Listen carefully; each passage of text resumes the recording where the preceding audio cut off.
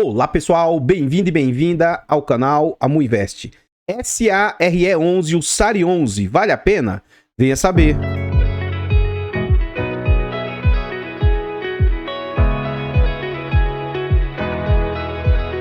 Então, pessoal, antes de saber mais a respeito desse fundo imobiliário, eu gostaria de pedir humildemente, por favor, deixa o like no vídeo e comenta para nós.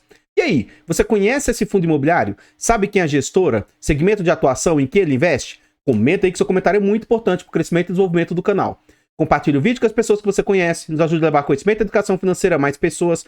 Like, comentário e compartilhamento é de graça, não custa nada, vocês vão nos ajudar imensamente. Nós temos o grande objetivo de tentar alcançar 10 mil inscritos, então se inscreva no canal e ative o sino. Temos também a opção de membro, tá gostando do canal e quer nos apoiar? Clique no botão azul de seja membro de aderir e saiba mais, a partir de 10 centavos por dia. Acho que isso não vai onerar vocês, mas pra gente faz muita diferença. Quer nos ajudar então? Se inscreva, torne-se membro do canal aí. Temos também um grande objetivo até o final do ano, que é tentar tirar uma certificação CEA. Essa certificação nos torna um profissional do mercado e a gente pode, inclusive, fazer indicação de ativos. Essa certificação é lá em São Paulo, então teria passagem, hospedagem, dentre outros. Quer nos ajudar nessa nossa meta? Faça-nos uma doação para o Pix do canal de qualquer valor, amuinvest@gmail.com. Desde já agradeço imensamente. Eu tenho 2 canais secundários que a gente está tentando monetizar, tentando levar esses canais a 1000 inscritos. Tá? Então, a Mufiagro está quase chegando a 1000 inscritos e a Mudicas também está no caminho. Então, muito obrigado a todos vocês que atendem o chamado. Vão lá, se inscrevam no canal, é de graça, tá? O link dos canais vai estar no comentário fixado. Vamos lá, esse fundo imobiliário é um fundo de tijolo, é um fundo de lajes comerciais. É um fundo que foi lançado em janeiro de 2020, ele é de base 100. Santander é a gestora, mandato renda e ele tem ali uma liquidez muito boa, 1 milhão em média de negócios por dia. Os usuários do site dão nota 3 de 5, ele faz parte do IFIX com 0,65% e é um fundo que conta ali com 9 milhões e 200 mil cotas. Em termos de PVP, é um fundo que está sendo negociado com muito desconto. Atualmente o PVP do fundo é 0,70. O que isso significa? O fundo tem de patrimônio 911 milhões e o mercado está aceitando pagar 637 milhões.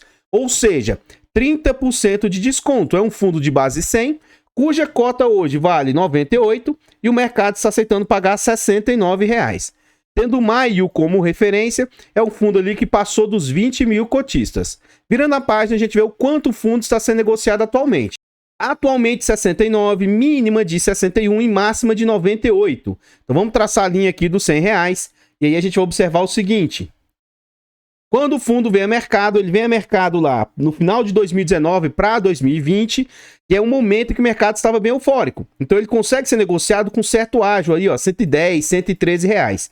Vem a situação pandêmica em março aí do mesmo ano, e as suas cotas são jogadas aí para patamares de mais ou menos 63 reais. Note que novembro, que foi um problema que os fundos imobiliários passaram, ele atingiu um patamar menor do que na situação pandêmica. O fundo recuperou-se lá, e aí durante o finalzinho de 2020, o fundo volta e começa a orbitar ali, ó, 80, durante o período 90, atinge o seu VP, e aí como todos os fundos, tem pequenas oscilações aí durante o período aí, ó, vindo ser negociado próximo de 90 reais. E aí, a partir de março a maio do ano passado, de 2021, começa uma queda no setor e esse fundo sofre muito. Ele sai lá do seu VP e, como eu já havia antecipado, em novembro o fundo atinge o seu menor valor, 61,62. De lá para cá, o fundo vem namorando 70 reais, é mais ou menos o padrão que ele tá.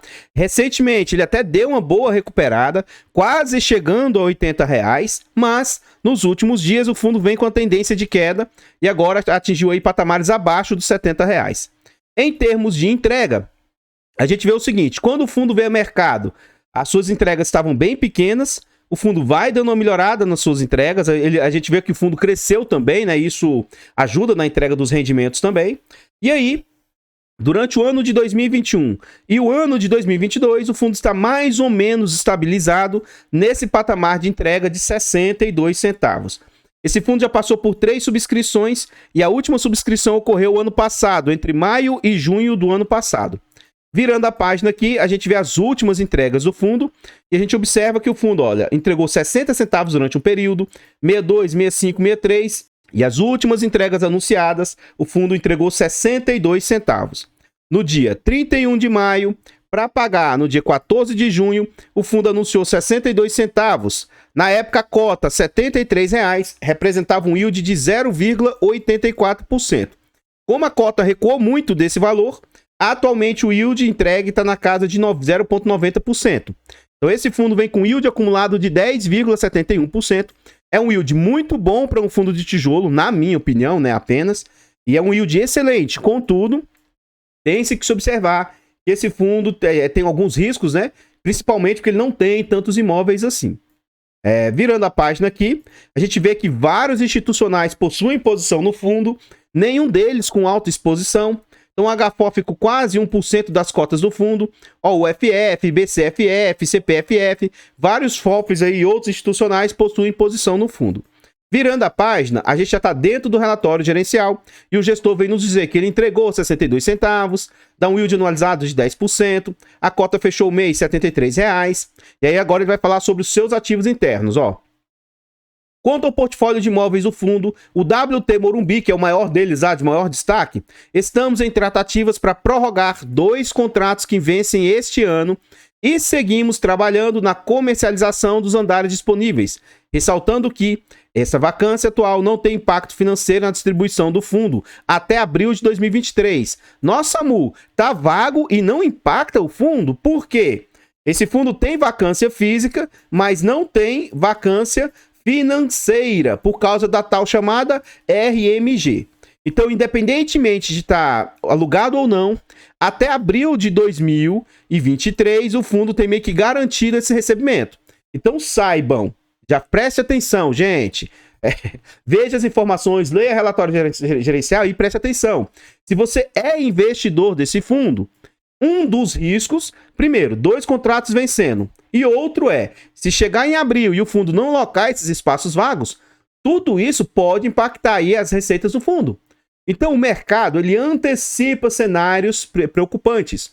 Na minha opinião, isso é um dos pontos pelos quais o mercado está massacrando tantas cotas desse fundo. Aí ele fala, além disso, o fundo tem um resultado acumulado e não distribuído de 58 centavos por cota, o qual não temos intenção de distribuir até que as novas locações ocorram no imóvel e tenhamos um panorama macro mais estável. Então é o seguinte, provavelmente esses 58 centavos foram juntados, tá? Não de lucros do semestre, e sim daqueles 5% que o fundo vai juntando. Se o gestor está dizendo que não tem intenção de distribuir o dinheiro, é porque ele não tem obrigação de distribuir, tá? Mas, ou seja, eles já estão prevendo que lá na frente o fundo passar por dificuldades, vai ter uma reservinha aí para ajudar na composição das entregas.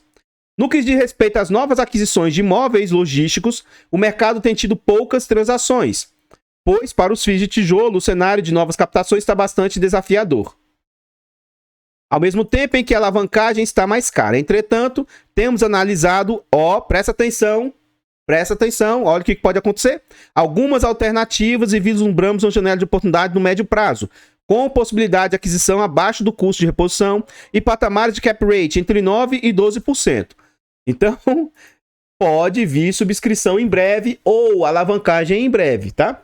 Sobre as posições temporárias de FIIs de CRIs, entendemos que diante do atual cenário de subida de juros da inflação, o carrego desses ativos permanecerá atrativo durante o segundo semestre de 2022, ou seja, o que eles investiram em FIIs, eles não pretendem vender nesse atual momento.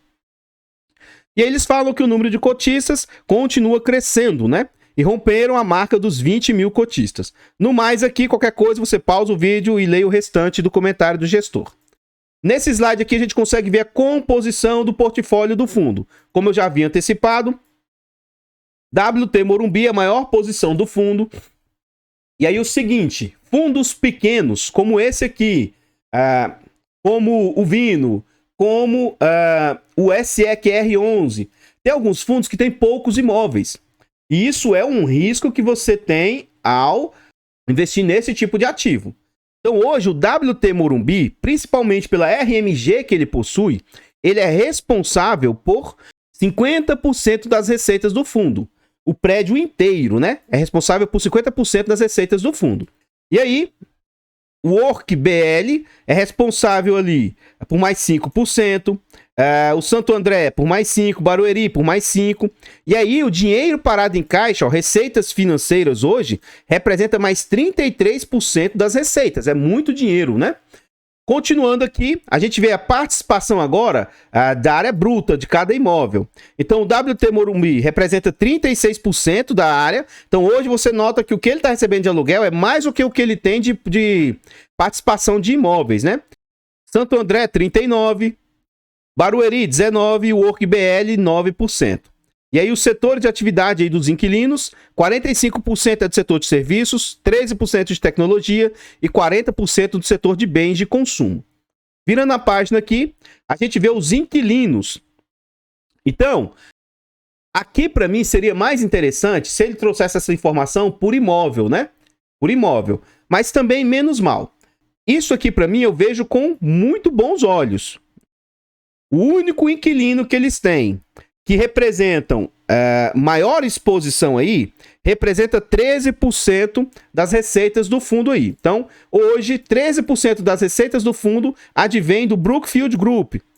Então, para mim, isso aqui é interessante porque é acima dos 10%, que eu reputo ser aceitável, mas significa que o fundo não está altamente exposto a um único inquilino. Olhando dessa ótica, eu vejo isso como sendo algo muito positivo. E aí todos os demais inquilinos do fundo não representam um percentual alto de exposição. E o inquilino tem... e o fundo, né, tem inquilinos de alto padrão. Esse próprio Brookfield, Unilever, esse HDI, Pirelli, Epson, Sinqia, Arezzo, pelo menos são marcas que eu conheço, né? WeWork eu não conheço e esse ADN não conheço. Virando a página, a gente vê a carteira e como que está andando, né? Então note o seguinte, ó, esse cinzinha, ocupação financeira do fundo. Então ele está meio que 100% ocupado. Mas está tendo vacância física. E a vacância física ela vem aumentando, ó. Ela vem aumentando a vacância. Então isso é um ponto de atenção. Atualmente a vacância está em 93%. Então é interessante que o fundo loque e consiga, assim, fazer uma mudança apesar de não ser alto na minha opinião, ainda mais tendo em vista o mercado de lajes. Esse fundo aqui, como a gente bem viu, ele não é bem um fundo de lajes, como eu alertei lá atrás. Ele é um fundo híbrido, ele tem lajes e também tem galpões logísticos. Então, tendo em vista isso, eu vejo que a locação, a vacância é relativamente baixa frente ao mercado. Os ativos internos do fundo, 71% estão indexados a IGPM, 20% ao IPCA e 8,2% ao INPC. Nesse slide a gente vê o vencimento dos contratos que ele já alertou, né? Tem dois inquilinos que representam quase 10% do portfólio. Isso é um ponto de altíssima atenção e esperemos que o fundo consiga recompor esses inquilinos aí. Senão isso pode trazer um certo risco para o fundo. Mais 2% vai vencer em 2023. E aí em 2024 é outro ponto de atenção para o fundo, porque mais 13% devem vencer aí, ó. Mais 10% em 2025. Mas a gente vê que tem vencimentos de contratos bem compassados, né? E aí sim, chegando próximo a 2027, é um ponto de altíssima atenção, porque quase que 60% dos inquilinos do fundo vão ter seus contratos vencendo nesse período aí. Mas, até então, o risco de vencimento de contratos não vejo com maus olhos, não. Lembrando que tem que ficar atento com esses vencimentos que vão ocorrer no curto prazo, mais até o término do RMG que vai ocorrer lá em abril. Então, esses dois pontos tem que ficar de olho aí. E revisionais que ocorrem, né, para melhorar os aluguéis. Esse ano vai ocorrer, ou já ocorreu, 2,4%, então é quase irrisório. Mas, boa notícia é que no ano que vem, metade do portfólio do fundo vai sofrer revisionais. E lógico que a tendência é que essas revisionais sejam positivas, aumentando os aluguéis do fundo. Então, ano que vem, pode aumentar as receitas consideravelmente. Talvez, para patamares aí de 70 centavos, 75 centavos. É algo que nós temos que aguardar aí para ver o quanto o fundo vai conseguir repassar a inflação do período aí para os imóveis. Aqui a gente vê a carteira do fundo. Nesse slide fica nítido, né, que o fundo possui alavancagem. Então, atualmente, o fundo tem... Os imóveis do fundo valem 986 milhões Ele tem investido em FIIs 182 milhões, ele tem dinheiro parado em caixa 138 milhões, e aí ele tem obrigações a pagar de 76 milhões, é dívida, mais alavancagem aqui desse CRI WT Morumbi de mais 319 milhões de dívida. Então essas duas coisas a pagar aqui são dívidas a pagar, né? Quando você soma todos os positivos e desconta esses dois negativos, o fundo cai para 911 milhões de patrimônio líquido. Vamos ver o que essas despesas aqui do fundo, os dois juntos, tá? Apesar do CRI ser a alavancagem, nós vamos considerar essas obrigações a pagar também, tá? 319, 744, que eu tô arredondando, mais 76...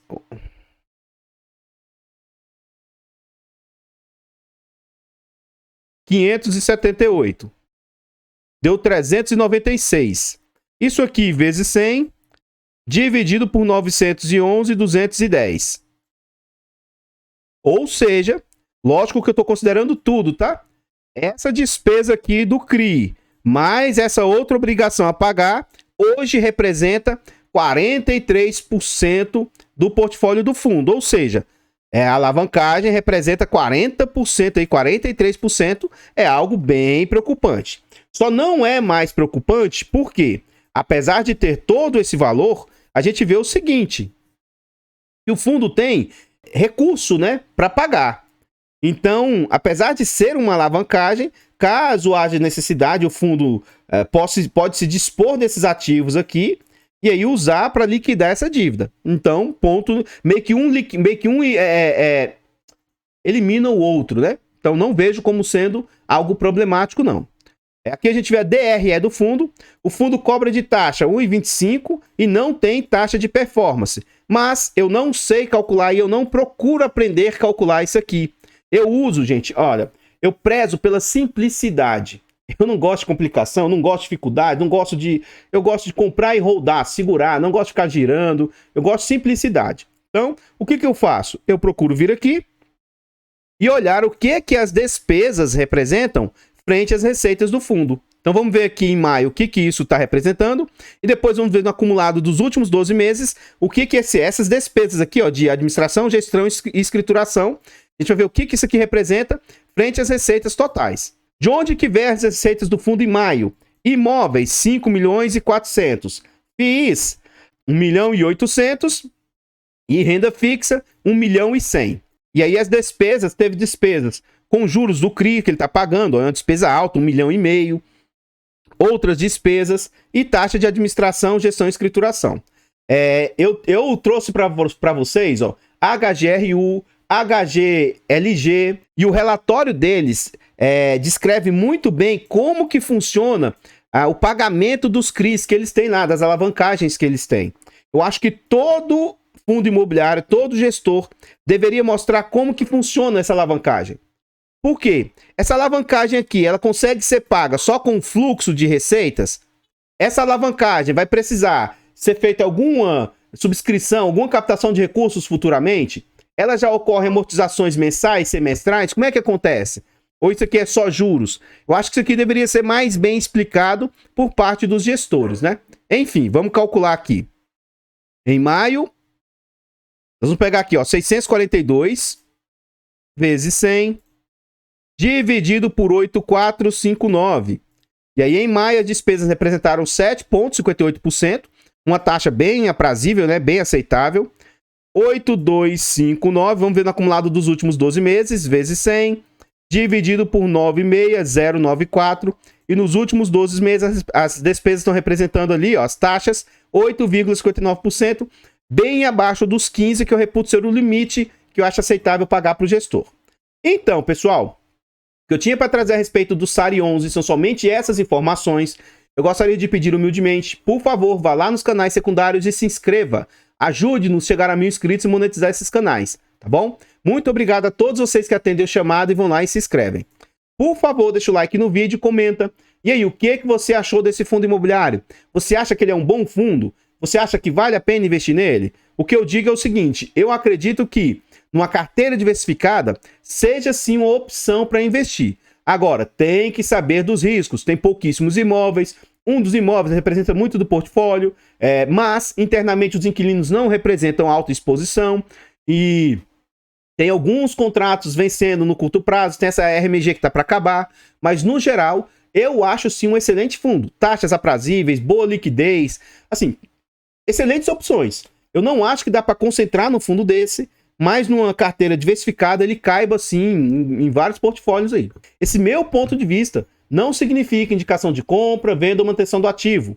Por favor, compartilhe o vídeo, ajude-nos a levar conhecimento a mais pessoas, se inscreva no canal e nos ajude a chegar a 10 mil inscritos, torne-se membro a partir de 10 centavos por dia, e se você quiser fazer uma doação para ajudar, para a gente tirar a nossa certificação, ou quiser fazer uma doação para a carteira pública do canal, desde já agradeço imensamente todos vocês que colaboram aqui conosco.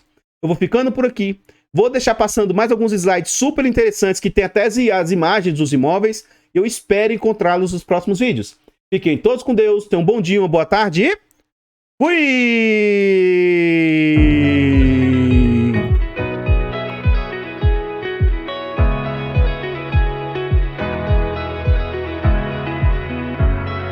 Artlist.io